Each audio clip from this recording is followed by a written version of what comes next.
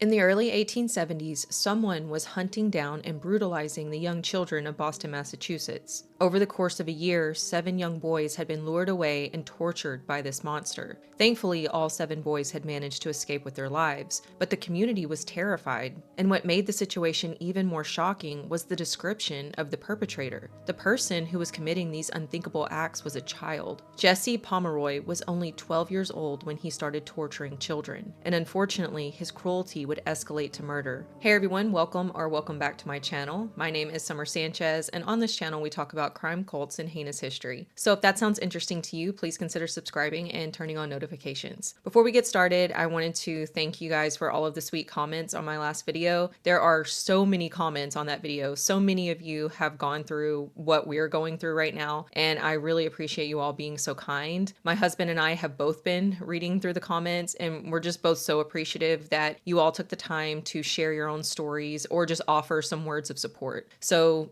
seriously, thank you so much for that. Today I have a heinous history case for you guys. These are my favorite cases to research. I find the historical ones super interesting. Today we're going back to the 1800s and we're talking about the case of Jesse Pomeroy. But before we get into the case, let's go ahead and briefly talk about today's sponsor. This video is sponsored by Vessi. Vessi creates 100% waterproof footwear using their patented Dymatex technology. Whether it's hiking, walking in the rain, in the snow, in the mud, whatever you throw at these shoes, they are going to withstand it. And you would think that something that protective would be really bulky with lots of layers, but no, these shoes are very lightweight and very breathable, which is important for someone like me who lives in a hot and humid climate. And these shoes actually look nice, and that's a huge plus because it's not always easy to find a shoe that functions as well as these do that are also cute. I have the Weekend Chelseas in the sea on off-white color option, and I love the way these look. The color combination is really nice. I like the navy and the brown together. They go with a lot. I wear mine with jeans. I've worn them with joggers, shorts, and when I'm wearing my Vessies, I know that my feet are going to be comfortable and they're going to be protected from the elements. We recently had a snowstorm, and where I live, that does not happen. We get snow like maybe every few years, but it's usually just a little bit or it's just ice. But this was tons of actual snow, like several inches. We spent the entire day outside playing with the kids and the dogs, and my Vessies kept my feet nice and dry all day long. And I mean 100% dry, not a drop got through these shoes. Vessi is also committed to limiting their impact on the environment, so they use sustainable materials in all of their shoes and recycled materials in their packaging. These shoes are great for pretty much any situation, whether you're hiking or just taking your dog for a walk. They're super comfortable, they're waterproof, they're actually stylish, and they're extremely durable. So when you invest in Vessies, you're also investing in your future adventures. So take your next step towards a better you with Vessi by clicking the link in the description box or scanning the QR code on the screen for 15% off your first purchase. A big thank you to Vessi for sponsoring this video, and now let's get into the case. Jesse Harding Pomeroy was born on November 29th, 1859 to his parents Thomas and Ruth. Thomas and Ruth had 2 children, Charlie and Jesse. Charlie was the oldest. He was 1 year older than Jesse. The family lived in Charlestown, Massachusetts, which is a neighborhood in Boston.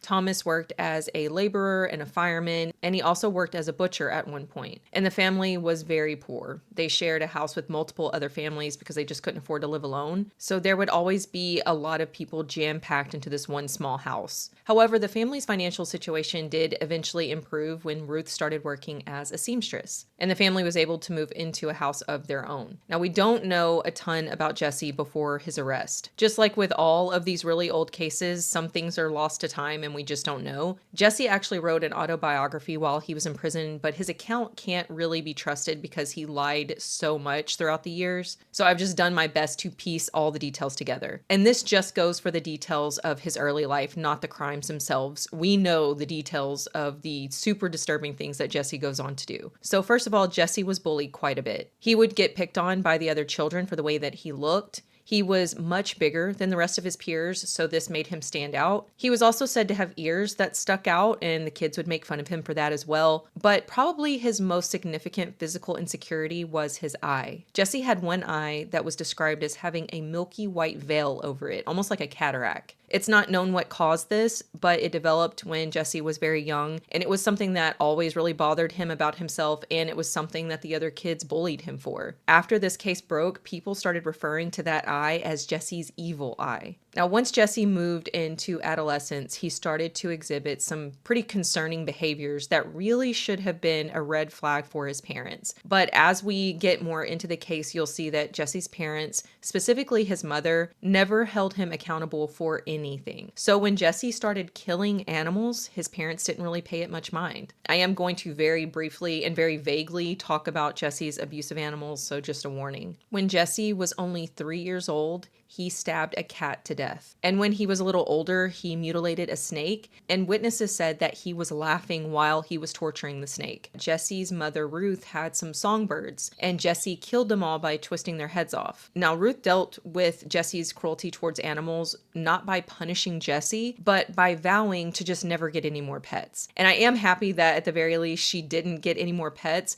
but if all of this is true, you would think that there would have been some consequences and that this would have been a massive indicator that there was something seriously wrong with Jesse. But again, Ruth never blamed Jesse for anything. At the end of 1871, a nightmare began in Boston. Children were being lured away and tortured. In December of 1871, an 8-year-old boy named Robert Mayes was approached by a boy who looked to be about 12 years old. The older boy asked Robert to go with him to Powderhorn Hill, which, as far as I can tell, is just a hilltop in the city of Chelsea in Massachusetts. So this older boy, who is Jesse Pomeroy, lured Robert to Powderhorn Hill and he tortured him. He forced Robert to strip his clothes off, he gagged him, he bound his hands and legs, and then he brutally whipped this innocent 8-year-old boy with a rope. In between the beatings, Jesse was dancing around and jumping and laughing, which had to be incredibly terrifying for Robert. Now, in a really odd twist to this story, Jesse actually just let Robert go. In fact, he even gave Robert a ride home on his sled. Robert, of course, told his parents what had happened, but he didn't know Jesse by name. This attack happened in Chelsea, and Jesse lived in Charlestown. These two areas are pretty close, but I guess they were far enough away that the boys didn't know each other. So for now, Jesse gets away with it and he just goes about his business like nothing ever happened. But Jesse really enjoyed this and he couldn't stop thinking about it, and he knew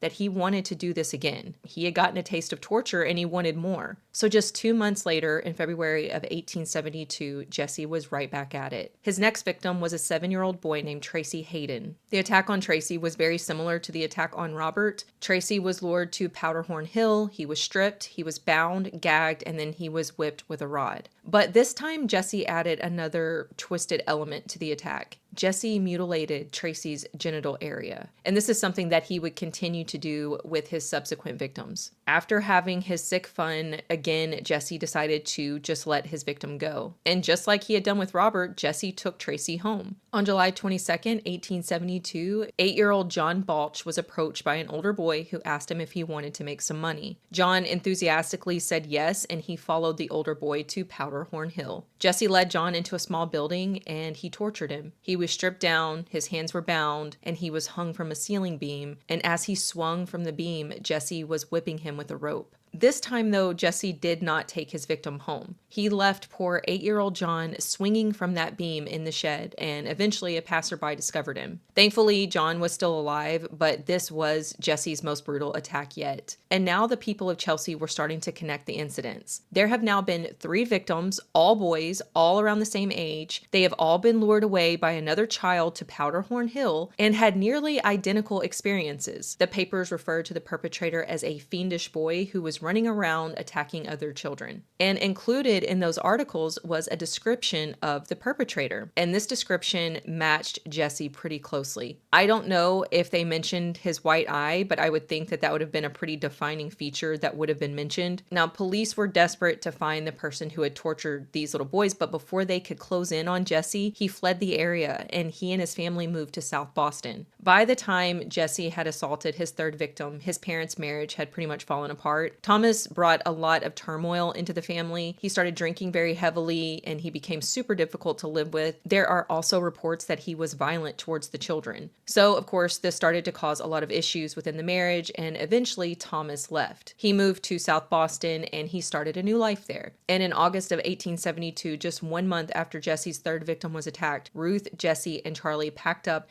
and they also moved moved to South Boston. Ruth likely moved to South Boston to be closer to Thomas so that he and the boys could still have a relationship, but it is also believed that Ruth was just running away from the assaults that were happening in Chelsea. She was likely suspicious that Jesse was responsible for the assaults. She saw the description in the newspaper, but Ruth was one of those moms who just buried her head in the sand when it came to her kids, especially Jesse. So instead of confronting the issues, she decided to just leave the area altogether. But this attempt to flee the area and escape the accusations that her, precious Jesse was torturing children, it didn't really pan out the way Ruth wanted, because of course the assaults followed them to South Boston. The attacks came to a screeching halt in Chelsea, but now South Boston was suddenly seeing an uptick in the number of violent attacks on their kids. Jesse wasted no time. Literally, as soon as they relocated, he started torturing children. They had moved to South Boston in early August, and his first victim in South Boston was in mid-August. The fourth victim was a 7-year-old boy named George Pratt. Jesse asked George if he wanted to make some money, and the little boy said yes. Jesse led him to the beach and inside of a boathouse. And while they were in the boathouse, Jesse and George climbed onto a yacht, and this is where Jesse attacked. He grabbed George, stripped him down, and tied him to a chair. He beat him, he bit him, and he, quote, tortured him by sticking pins into his flesh. Jesse stuck George repeatedly with pins all over his body, including his genitals. There definitely seems to be a sexual element to these attacks. He has forced every one of his victims to strip down naked, and now he's starting to mutilate their genitals. By the time Jesse was done torturing George, there was blood everywhere, and Jesse loved this. He became really excited by the sight of blood. In fact, he started dancing around, quote, in savage glee at seeing the red blood flow. And once he was satisfied, Jesse fled the scene, leaving George all alone in the boathouse until a fisherman discovered him. And after this, the downtime between assaults got shorter and shorter. Before, Jesse could go a few months in between attacks, but now it's like he's lost control. On September 5th, just a few weeks after the last assault, Jesse found victim number 5. A 6-year-old boy named Harry Austin unfortunately crossed paths with Jesse that day. Jesse again lured the little boy with promises of money. Harry followed Jesse under a bridge, and this is where the attack took place. Again, Jesse forced his victim to take off his clothes, but this time he had brought a knife. He stabbed Harry between the shoulder blades and under his arms, and he also mutilated Harry's genitals before fleeing the scene. Someone happened to be passing by the area, and they found Harry clinging to life. And you can see Jesse is escalating. The attacks are becoming increasingly more violent, and I believe that Jesse actually intended for Harry to die that day. Thankfully, though, Harry did survive, but he was left permanently disfigured. And the next attack happened only 6 days later. A little boy named Joseph Kennedy followed Jesse to Shepherd's boathouse, and Jesse did nearly the exact same thing that he had done to Harry. This time, after the attack was over, he forced Joseph to follow him to the water, where he put salt water into his fresh, open wounds, causing Joseph excruciating pain. Joseph later said that Jesse forced him to get down on his knees and say the Lord's Prayer over and over again. And if Joseph refused, Jesse said that he would kill him right then and there. And just another 6 days later, Jesse tortured victim number 7. A little boy between the ages of 5 and 7 named Charles Gould met Jesse on Broadway Street in South Boston. Jesse approached Charles and he asked him if he wanted to go see the soldiers at the railway station. Charles said yes, and he followed Jesse to Boston, Hartford, and Erie railroad tracks, and this is where the attack took place. Jesse forced Charles to strip down, and he tied him to a pole, and he used 2 knives to slash Charles repeatedly across the head and behind his ears. And thankfully, this time Jesse was interrupted by someone who was just passing by the tracks. Jesse saw the person coming, and he panicked and he took off, leaving Charles still tied to the pole, completely covered in blood, but he was still alive. And Jesse didn't know it yet, but his luck had finally run out. Police were starting to put the pieces of the puzzle together. Maybe there were witnesses who had seen Jesse fleeing the scene of the crimes. We're not 100% sure how police finally discovered that Jesse was the person they were looking for. Jesse in his autobiography claimed that he was walking home on Broadway Street and he peeked into the police station window, and one of his victims was actually in the police station at the time, and they spotted Jesse through the window and told the police that that was the person that had hurt them. But like I said, you can't really trust anything that Jesse says, so we don't know for sure if this is true. But either way, just 2 days after his latest assault, Jesse was arrested. Several of the victims immediately identified Jesse as the person who had tortured them. Even a couple of the victims from Chelsea came down to identify Jesse, and they were all like 1000% sure. There was not even a glimmer of doubt that this was the person. Jesse was charged with assault on the 4 boys from South Boston and 2 of the boys from Chelsea. And I'm not really sure why the other victim from Chelsea wasn't included in this. Jesse didn't even try to deny what he had done. He admitted to everything. And when the judge asked him why, he just responded, "I do not know. I could not help it." Now, since Jesse was only 12 years old at the time of his arrest, this wasn't going to be taken as seriously as it really should have been. In the end, he was sentenced to the Massachusetts State Reform School. The school housed close to 300 young offenders, but most of the boys were in for non-violent crimes. Jesse was among the youngest of the inmates, but he was probably the most violent. The hope was that Jesse would be sent to this reform school and he could be fixed somehow. But they didn't really do anything to make this happen. He was thrown into this super packed reform school with little to no guidance or therapy. There was no one to watch over Jesse, to study him,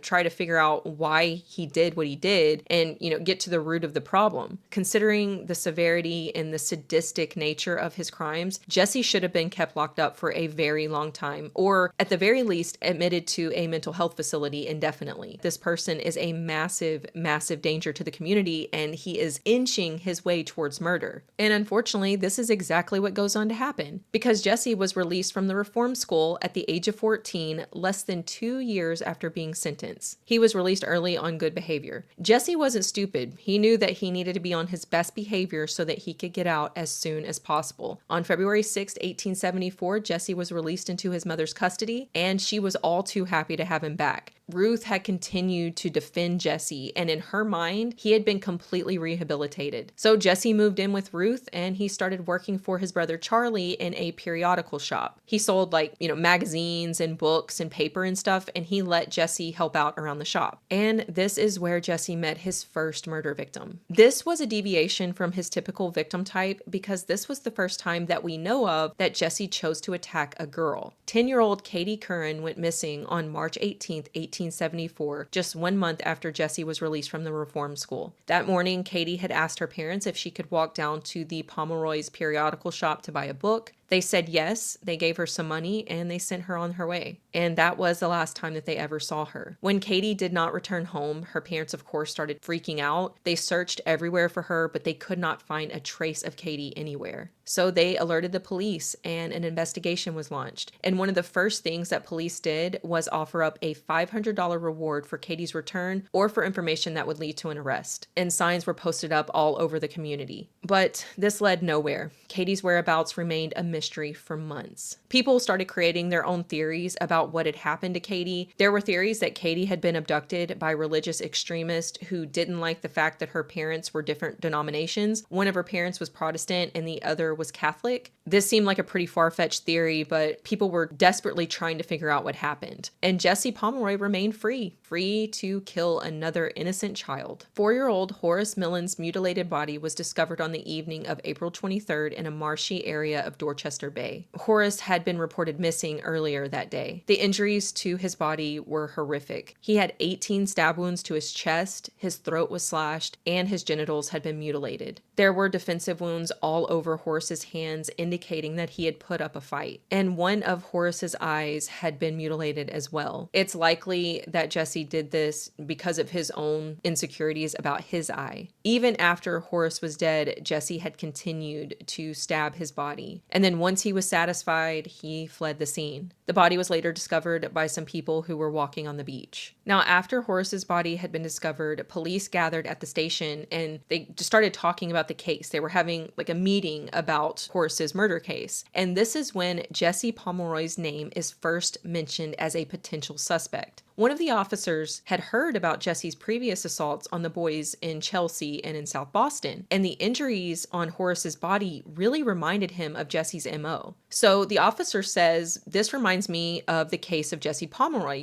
He assaulted and tortured 7 boys, and he was caught, and he's been locked up at the reformatory. So this couldn't be his doing, but this does look a lot like his work." The officer did not know that Jesse had been released 2 months earlier, but another officer did, and he said, I know the kid that you're talking about, and he's out. In fact, he's back in town, and he's living with his mother and brother on Broadway Street. And in that moment, Jesse became prime suspect number one. So police go down to the Pomeroy house on Broadway Street, and immediately they can see scratch marks all over Jesse's face. They also found a bloody knife in his house and some bloody clothing, and so Jesse was arrested on the spot. During the interrogation, Jesse was extremely vague with any answers. He wasn't really coming out and confessing, but when he was asked why he had done this, he would say things like, I don't know, or I don't remember doing it, but something made me do it. They weren't really getting what they needed from him, so they decided to take Jesse down to the undertaker's office to show him Horace Millen's body, just to see what kind of reaction they got. And this is what finally broke him down, and he admitted to killing Horace. Now, Katie Curran, Jesse's first known murder victim, she was still missing at this point. It was now July, and she had been missing for 4 months. Once the connection was discovered between Jesse and Katie's last known whereabouts, remember, she went missing after visiting the periodical shop. Jesse became their prime suspect in Katie's disappearance. The police did go down and search the shop, but they didn't really find anything incriminating. But they knew that Jesse had done something to Katie. They knew that he was involved in her disappearance. Jesse wouldn't admit to anything regarding Katie, but he would say weird things occasionally. Like he would tell the prison guards, hey, if I tell you where Katie's body is, do I get the $500 reward? You know, like crazy stuff like that. So even though he wasn't coming out and confessing, they knew that he was responsible for the disappearance. Now, after Jesse's arrest, as you can imagine, Charles's periodical business started to go downhill. People did not want to purchase anything from the Pomeroy family now that they knew that Jesse was a murderer. People would come by the shop, but they weren't really buying anything anymore. They were just coming in more out of curiosity than anything else. This had become a massive news story, and people started harassing Ruth and Charles. Charles was no longer bringing in enough money to afford the rent on the shop, and so they ended up moving the business into their home, and the shop was handed over to another local business owner. The man who now owned the shop decided that he was going to do some renovations, and the renovations included the shop cellar. And while the construction crew was down in the cellar,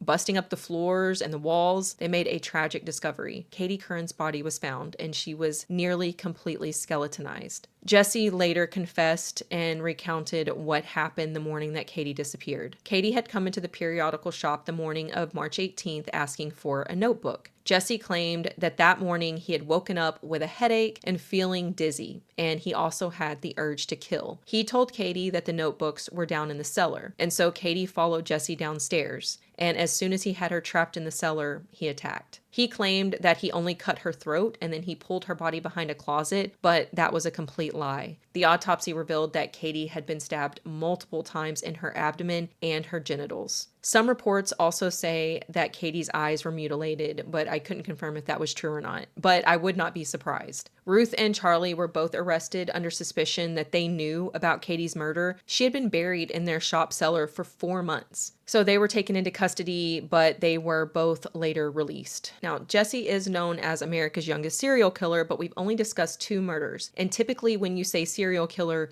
that means 3 or more victims. It is highly believed that Jesse had many more victims. Police discovered that there was another girl who had went missing right around the same time that Katie Curran disappeared. This girl's name was Margaret Locke, and she actually worked for Ruth at the time of her disappearance. Margaret was never found, and she is believed to be one of Jesse's victims. It's just way too coincidental. Several more children from South Boston and the Chelsea area came forward with their own disturbing stories of their encounters with Jesse, and Jesse himself later admitted to attacking multiple other kids over the years. He said that he didn't get as far into the torture with most of the kids that he had attacked. Some of them were just too strong for him, and he couldn't overpower them, and so he had to let them go. By the end, between 20 and 30 new victims had come forward after Jesse was arrested. Now, like I said, this was a media frenzy. Everyone was reporting on this case. It was massive news. And because people were really struggling to understand why Jesse did what he did, why this child tortured and killed other children and showed zero remorse afterwards, because there were no solid answers, journalists started inventing their own theories and printing them in newspapers as if they were the the truth. One of the most popular theories was called the butcher theory. The theory was that when Jesse's mother was pregnant with him, she would go down to the slaughterhouse where her husband Thomas was working at the time. She would watch Thomas slaughter goats and cattle, and she would even help him slaughter the animals sometimes. Ruth would become especially excited when she watched Thomas slaughter the goats, and this imprinted on Jesse